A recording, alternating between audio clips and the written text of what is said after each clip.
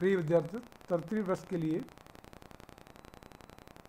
Ecology के practicals में 3 exercise quadrat से संबंधित कराई जाती है। That is minimum size of quadrat, then frequency and abundance of given vegetation, and then density of vegetation by quadrate method. So how to calculate or how to understand the exercise related to the quadrates are described here in the given slides in this lecture. So you go through these slides and understand this lecture by watching these slides and then work out your practicals in your records. किसी भी wild vegetation के अंदर उसकी हेट्रोजेनिसिटी या होमोजेनिसिटी और वहाँ पर पाई जाने वाली जातियों की संख्या, उनका घनत्व और उनकी बाहुल्यता किस प्रकार से ज्ञात की जाती है, उसके लिए सामान्यतः क्वाड्रेट विधि इस्तेमाल की जाती है, वर्ग जालिका मेथड का इस्तेमाल किया जाता है।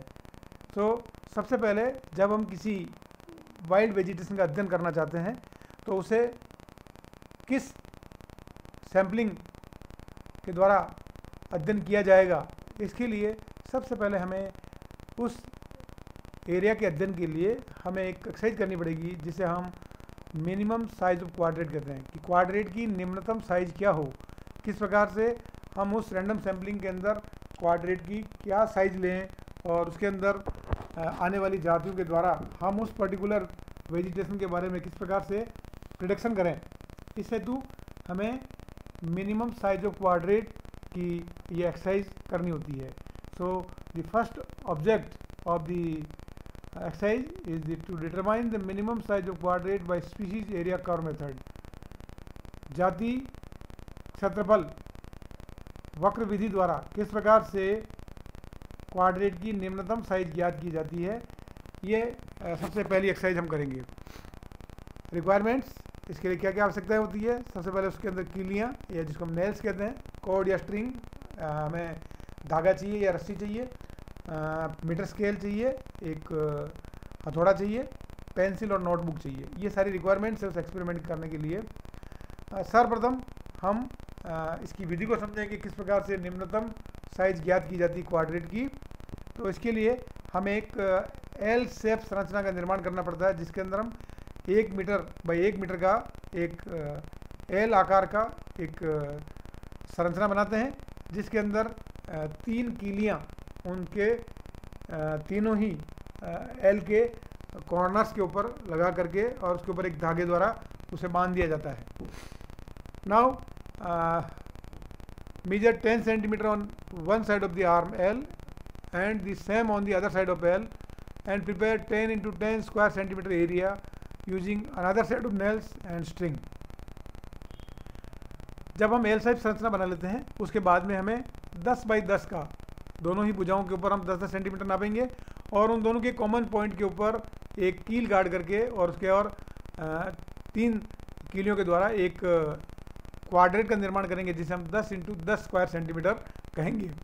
और इसके अंदर ये जानने की कोशिश करेंगे कि इसके अंदर कितनी जातियाँ उपस्थित हैं। तो वहाँ पर जातियों के प्रकार जो है उसके अंदर 10 इंटू 10 सेंटीमीटर के अंदर लिखे जाएंगे। अब इस क्षेत्रफल को हम बढ़ा करके 20 इंटू 20 सेंटीमीटर कर देंगे और इसमें एडिशनल कौन सी नई जातियाँ उसके अंदर आ गई है वो हम टेबल के अंदर रिकॉर्ड करेंगे।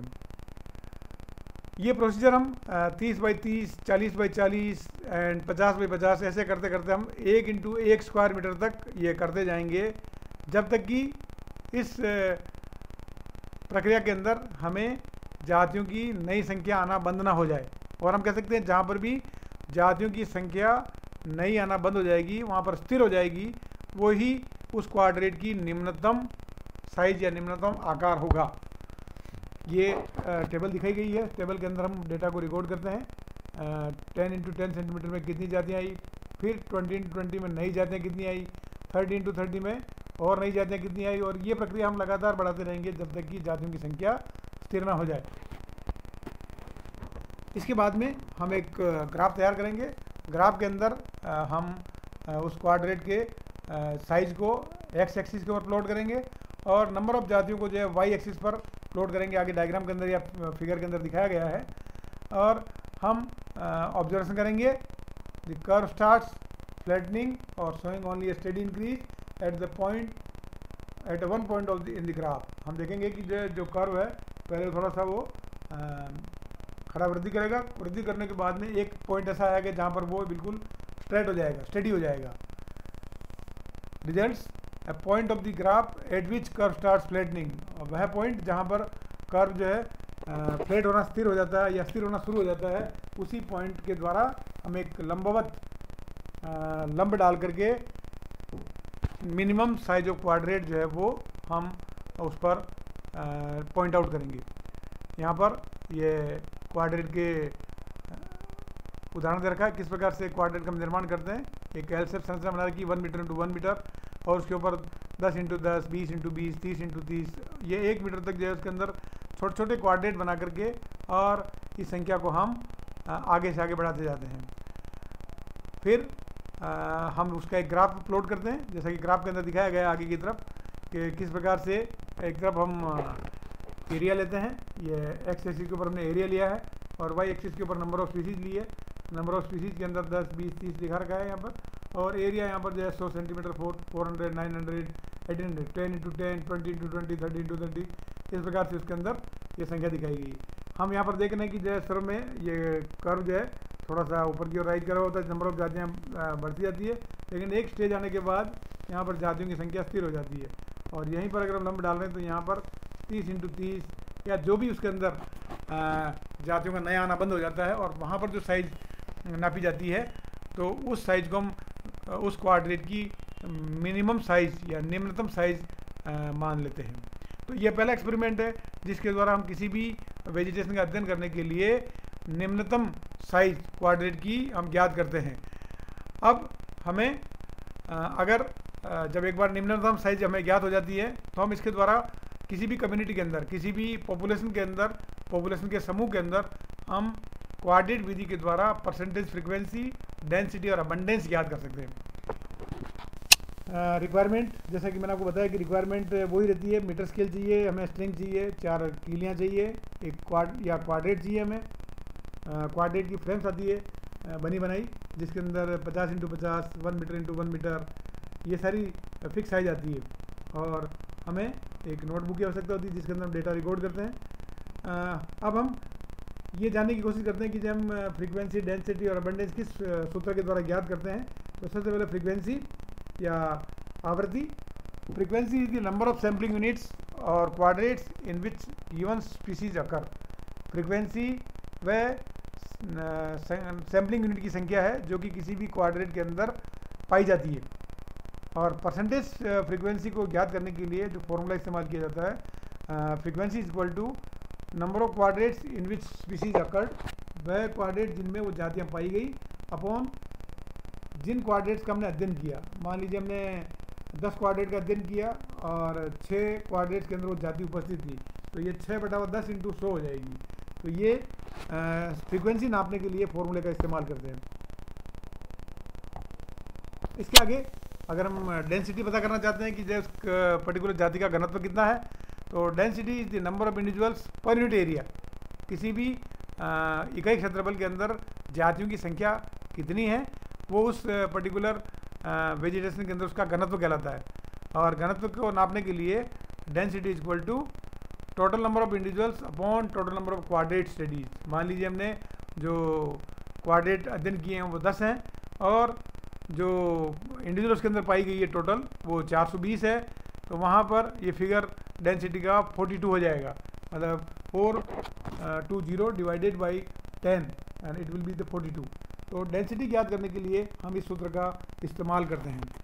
अगर यहाँ पर जो है वो वुडन क्वाड्रेट दिखा रखा है 50 इंटू 50 सेंटीमीटर का, तो ये एक फिक्स साइज आती है क्वाड्रेट की। इसको हम फील्ड में जाकर के कहीं भी फेंक देते हैं रैंडम सैम्पलिंग के लिए, और वहाँ पर जाकर के वहाँ पर कौन कौन सी जातियाँ हमें उपस्थित दिखाई दे रही है उनकी संख्या को काउंट कर लेते हैं। तो वुडन फ्रेम को इस प्रकार से इसमें इस्तेमाल करते हैं। अबंडेंस तीसरा है, इसके अंदर बाहुल्यता कैसे ज्ञात करते हैं। Abundance is described is the number of individuals पर क्वाड्रेट ऑफ अकरेंस। किसी भी क्वाड्रेट के अंदर कौन सी जाति कितनी बार अकर हुई है, कितनी बार वो जाति आई है, और उसकी संख्या कितनी है, नंबर ऑफ स्पीसीज कितनी है उस क्वाड्रेट के अंदर जिसके अंदर वो जाति पाई गई है, तो ये उसका बाहुल्यता कहलाती है। और बाहुल्यता को ज्ञात करने के लिए जो सूत्र इस्तेमाल किया जाता है, abundance equal to total number of individuals divided by number of quadrat of occurrence. कुल कितनी जातियाँ उन सारे क्वाड्रेट्स में पाई गई है वो divided by quadrat of occurrence, जिन जिन क्वाड्रेट्स में वो जाति पाई गई है वो उसकी बाहुल्यता का निर्धारण करती है। मान लीजिए हमने 512 जातियाँ मिली हमें और किसी पर्टिकुलर प्लांट की, और हमने जो क्वाड्रेट स्टडी की है वो 10 थे, लेकिन उनमें से 8 में से ये 512 जातियाँ मिली, तो हम यहाँ पर 10 का भाग न दे करके हम उसमें 8 का भाग देंगे तो उसकी बाहुल्यता आ जाएगी। और यही हम अगर डेंसिटी अगर मालूम करनी है या डेंसिटी का अगर पता करना है तो यहाँ पर हम टोटल नंबर ऑफ इंडिविजुअल्स के अंदर जितने क्वाड्रेट हमने अध्ययन किए उसका भाग देना पड़ेगा। तो ये डेंसिटी और अबंडेंस के अंदर कुछ अंतर पाया जाता है। मेथड, जैसा कि पहले हमने निम्नतम साइज का पता किया, किस प्रकार से क्वाड्रेट की निम्नतम साइज ज्ञात की जाती है। अब हमारे पास जब निम्नतम साइज आ जाती है तो हम उस लेआउट के साथ में फील्ड के अंदर जाते हैं और एक नोटबुक लेकर के और क्वाड्रेट को या तो वुडन फॉर्म के अंदर या आयरन फ्रेम के अंदर हमें क्वाड्रेट बाजार में मिलता है, उस क्वाड्रेट को, या फिर हमें 4 कीली लेकर के उस निम्नतम साइज के क्वाड्रेट को फील्ड में जा कर के निर्धारित करके उसको बनाना होता है और उसमें आने वाली जातियों को हम एक नोटबुक के अंदर नोट करते जाते हैं। सो ले quadrat in the field or specific area to be studied, note carefully the plants occurring there, write the names and number of individuals of plant species in the notebook which are present in the limits of your quadrate, lay at random at least 10 quadrates in the same way and record your data in the form of table। जैसा कि मैंने आपको बताया कि हमें जो निर्धारित quadrat जो कि हमने न्यूनतम साइज के आधार पर तय किया था उसको हम एक वेजिटेशन के अंदर जाकर के रैंडम रूप से 10 क्वाड्रेट का निर्माण करते हैं और उन 10 क्वाड्रेट के अंदर कौन कौन सी जाति कितनी संख्या में आई है उसको हम एक क्वाड्रेट के अंदर रिकॉर्ड कर लेते हैं और उसी के आधार पर हम आगे फ्रीक्वेंसी, डेंसिटी और अबंडेंस की कैलकुलेशन करते हैं। यहाँ पर ये 4 क्वाड्रेट दिखा रखे हैं, एक आर्टिफिशियल फील्ड दिखा करके उसके अंदर स्केच बनाया गया है किस प्रकार के अंदर वो ABCD करके इसमें जातियाँ दिखाई गई है। तो इन जातियों की गणना जो उसके अंदर पाई गई है उनको एक टेबल के अंदर रिकॉर्ड की जाती है। In table percent frequency, density और abundance of Cyperus have been determined, readings of the other 6 plants occurred in the quadrat study and are also filled in the table. Calculate the frequency, density, abundance of these 6 plants for practice. For the practical class, take your own readings. The reading in the table are only to give an explanation to the matter. तो आगे आने वाली table के अंदर frequency, density और abundance ज्ञात करने के लिए साइप्रस का उदाहरण देकर के उसको आपको कैलकुलेट करके दिखाया है और 6 जातियों के इसके अंदर और रीडिंग लिखी हुई है। आप प्रैक्टिकल फील्ड में जाएंगे तो आपको इन सब जातियों के रिकॉर्ड के आधार पर आपको एक टेबल बनानी होगी और उस टेबल के अंदर उन जातियों की संख्या के आधार पर आपको फ्रीक्वेंसी, डेंसिटी और अबंडेंस की गणना करनी होगी। Calculate the frequency, density, abundance of the plant species with the help of formula given earlier. पूर्व में जो हमने फॉर्मूला दिया है उसके आधार पर हम फ्रीक्वेंसी, डेंसिटी और अबंडेंस की गणना करते हैं। The terms of frequency, the field is being dominated by, जिस जाति की आवृत्ति सबसे ज़्यादा होती है उससे अर्थ निकलता है कि उस पर्टिकुलर फील्ड के अंदर वो जाति डोमिनेंट संख्या के अंदर उपस्थित है। In terms of density, the field is dominated by, density के फॉर्म में भी हम उन जातियों की घनत्व को पता करते हैं कि कौन सी जाति सबसे ज़्यादा घनत्व के अंदर उस फील्ड में उपस्थित है। और तीसरा, बाहुल्यता के आधार पर भी हम ये गणना करते हैं कि उस पर्टिकुलर फील्ड के अंदर किस जाति की बाहुल्यता कौन से क्वाड्रेट में या कौन से एरिया के अंदर सबसे अधिक है। इन ऑब्जर्वेशंस को हम जैसा कि मैंने बताया कि आप जो है क्वाड्रेट की साइज 50x50 मानते हुए ये ऑब्जर्वेशन ली गई है जो कि आगे आपको टेबल में दिखाई गई है। Cyperus, Cassia, Cynodon, Eclipta and सॉन the species may be A, B, C, which may be any species which may be present in the your field. So you can get collected all those plants, make 10 quadrates, and record the observations in this table. Like what is given here, the number of individuals in quadrate 1, 2, 3, 4, 5, 6, 7, 8, 9, 10 are the given quadrates in which we have recorded the number of plants present in the particular quadrate. आप देख रहे हैं यहाँ पर ये name of plant species दी गई है, इसके अंदर साइप्रस, केसिया, साइनोडोन, एक्लिप्टा ये जातियों के नाम दिखाए गए हैं और ये क्वाड्रेट का नंबर है 1, 2, 3 जो हमने स्टडी किए हैं। इस प्रकार कम से कम 10 क्वाड्रेट हमें स्टडी करने होते हैं और उन 10 क्वाड्रेट के अंदर जो भी संख्या जिस क्वाड्रेट के अंदर आई है उसको लिखा जाता है। जैसे मान लीजिए साइप्रस जो है वो 1 नंबर के क्वाड्रेट में 10 आई है, 2 में 9 आई है, 3 में 7 आई है, 4, 5 के अंदर उसकी उपस्थिति नहीं है, फिर 6 में 3 आई है, 7 में 8 आई है, 8 में 15 आई है, 9 में नहीं आई है और 10 में आई है 7। तो ये संख्या इसके अंदर रिकॉर्ड की जाती है। हर क्वाड्रेट के आधार पर उन जातियों की संख्या को एक टेबल के अंदर रिकॉर्ड कर लिया जाता है। अब हमने देखा कि इस पूरे टेबल के अंदर अगर हम जैसे कि साइप्रस की कैलकुलेशन आपको दिखाई गई है तो इसके अंदर हमने 10 क्वाड्रेट का अध्ययन किया और 10 क्वाड्रेट में से 7 क्वाड्रेट में ये जाति उपस्थित रही, क्योंकि बाकी 3 के अंदर 0 आ रहा है और 7 के अंदर उपस्थित है। और जो टोटल नंबर ऑफ इंडिविजुअल है इनकी अगर संख्या को हम जोड़ेंगे तो ये सारी संख्या की मिला करके ये 60 संख्या आ रही है। अगर हम फ्रीक्वेंसी का कैलकुलेशन करेंगे तो यहाँ पर नंबर ऑफ क्वाड्रेट जिनमें वो जाति पाई गई है divided by number of quadrat study into 100, तो ये 70% आएगा। तो यहाँ पर जो कैलकुलेशन की गई है 7/10 इंटू 100 दैट इज 70%। और अगर हम इसका डेंसिटी का कैलकुलेशन करेंगे तो इसके अंदर डेंसिटी के अंदर हमने क्वाड्रेट स्टडी किए 10 और जो टोटल जातियाँ पाई गई वो 60, तो 60/10 होगा तो वो 6 हो जाएगा। इसी प्रकार से अगर हम इसका अबंडेंस का कैलकुलेशन करेंगे तो अबंडेंस के कैलकुलेशन के अंदर टोटल जातियों के अंदर 60 के अंदर यहाँ पर जो क्वाड्रेट जिनमें वो जाति पाई गई वो 7 है, तो 60 के अंदर 7 का भाग लगाएंगे तो ये वैल्यू 8.57 आएगी। तो ये फ्रीक्वेंसी, डेंसिटी और अबंडेंस की कैलकुलेशन केवल एक ही टेबल से जिसके अंदर हमें 10 क्वाड्रेट का डेटा उपलब्ध हो तो हम आसानी से फ्रीक्वेंसी, डेंसिटी और अबंडेंस की गणना इसके द्वारा कर सकते हैं। प्रैक्टिकल रिकॉर्ड के अंदर भी आपको इसी प्रकार से एक टेबल बना करके इन तीनों की ही गणना करनी है। रॉनकियर ने 1934 के अंदर किसी भी कम्युनिटी के अंदर जातियों के वितरण के आधार पर एक क्लास का निर्माण किया, 5 क्लासेज का निर्माण किया था। और क्लासेज जो है वो A, B, C, D और E है। ए क्लास के अंदर उन जातियों को रखा जाता है जिनकी फ्रीक्वेंसी 1 से 20% के बीच में आती है। इसी प्रकार से 5 रेस्पेक्टिव क्लास बनेगी है, वो 21 से 40 तो B होगा, 41 से 60 होगा तो C होगा, 61 से 80 होगा तो D होगा और 81 से 100 होगा तो E होगा। Arrange percent frequency of different species in the above table of 5 frequency classes as the formula given by Ronkian in 1934. Draw a histogram with the percentage of total number of species plotted on y-axis and frequency classes on x-axis. आगे आने वाले slide के अंदर आपको ये histogram दिखाया गया किस प्रकार से जो एक्स एक्सिस के ऊपर फ्रीक्वेंसी क्लास दी गई है और वाई एक्सिस के ऊपर जो है ये percentage of total number of species लिया गया है। और उसी के आधार पर ये जैसे मान लीजिए ये 60% के आसपास आ रहा है, ये 15% के आसपास आ रहा है, ये उससे और कम आ रहा है, 10% आ रहा है, ये 8% आ रहा है, ये 15% आ रहा है। तो ये ABCDE इसके क्लास के आधार पर उन प्लांट्स को रोनकियर्स क्लासेस के अंदर वर्गीकृत किया जाता है।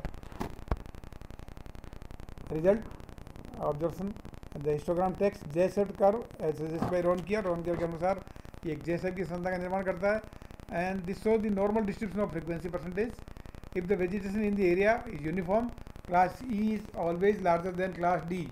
अगर ये यूनिफॉर्म होगी वेजिटेशन के अंदर जातियों की क्षेत्रफल के अंदर उनके जो वितरण है वो, तो वहाँ पर क्लास E जो है वो हमेशा D से बड़ी होगी। And in the case when class E is smaller than class D then community or vegetation in the area shows considerable disturbance.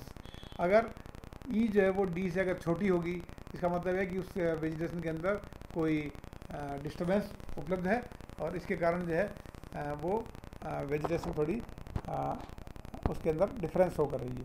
तो इस पूरे लेक्चर के द्वारा ये समझाने की कोशिश की गई है कि हम किसी प्रकार से क्वाड्रेट के अध्ययन के द्वारा फ्रीक्वेंसी, डेंसिटी और अबंडेंस की गणना किसी भी कम्युनिटी के अंदर हम कर सकते हैं।